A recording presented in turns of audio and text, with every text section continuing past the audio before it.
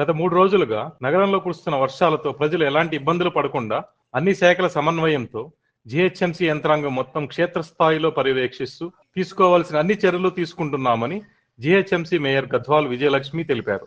GHMC ప్రధాన కార్యాలయంలోని control room ను సోమవారం మేయర్ ఆకస్మికంగా సందర్శించి ఓఎస్డీ అనురాధతో ఇప్పటి వరకు నగరంలో పడిన వర్షపాతం, అత్యధిక వర్షపాతం నమోదైన ప్రాంతాలు, వచ్చిన ఫిర్యాదులు, పరిష్కరించినవి, హుస్సేన్ సాగర్, హిమాయత్ సాగర్, ఉస్మాన్ సాగర్ల నీటి మట్టాల వివరాలను అడిగి తెలుసుకున్నారు. ఈ సందర్భంగా మేయర్ మాట్లాడుతూ హైదరాబాద్ నగరంలో మోడరేట్ వర్షాలు మాత్రమే కురిశాయని, వాతావరణ శాఖ రెడ్ అలర్ట్ ప్రకటించిన నేపథ్యంలో ప్రజలకు ఎలాంటి ఇబ్బందులు కలగకుండా జీహెచ్ఎంసీ కమిషనర్ మొదలు అన్ని స్థాయిల అధికారులు క్షేత్రస్థాయిలో పర్యటిస్తూ అవసరమైన చర్యలు చేపట్టారని తెలిపారు. స్టాటిస్టిక్స్, ఎమర్జెన్సీ టీములు, డిఆర్ఎఫ్ టీములు సంయుక్తంగా పనిచేస్తున్నాయన్నారు. 141 లొకేషన్లో 242 emergency teams, 157 mobile teams, 30 DRF బృందాలు పనిచేస్తున్నాయని పేర్కొన్నారు. హైదరాబాద్ పోలీస్ కమిషనరేట్ లో 7 ఎమర్జెన్సీ టీములు, సైబరాబాద్, రాచకొండ పోలీస్ కమిషనరేట్లకు 4 చొప్పున అదనపు ఎమర్జెన్సీ టీములను కేటాయించినట్లు తెలిపారు.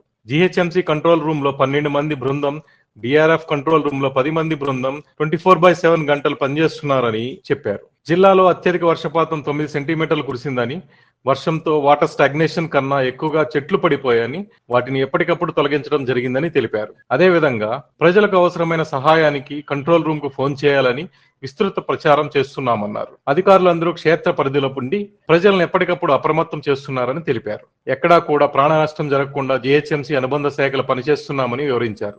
ముంపు ప్రాంతాల ప్రజలను అప్రమత్తం చేస్తున్నామన్నారు. కంట్రోల్ రూమ్ లో పరిశీలించగా ఈ రోజు నగరంలో తేలికపాటి నుండి ఒక మాదిరి వర్ష సూచన ఉందని తెలిపారు. అయినప్పటికీ ప్రజలను అప్రమత్తం చేస్తూ జీహెచ్ఎంసీ యంత్రాంగం మొత్తం అప్రమత్తంగా ఉందన్నారు. జీహెచ్ఎంసీ కంట్రోల్ రూమ్ కు ఈ రోజు ఉదయం వరకు వాటర్ స్టాగ్నేషన్ సంబంధించి 141 ఫిర్యాదులు రాగా 140 ఫిర్యాదులను క్లియర్ చేశామని, మరొకటి చేస్తున్నారని తెలిపారు.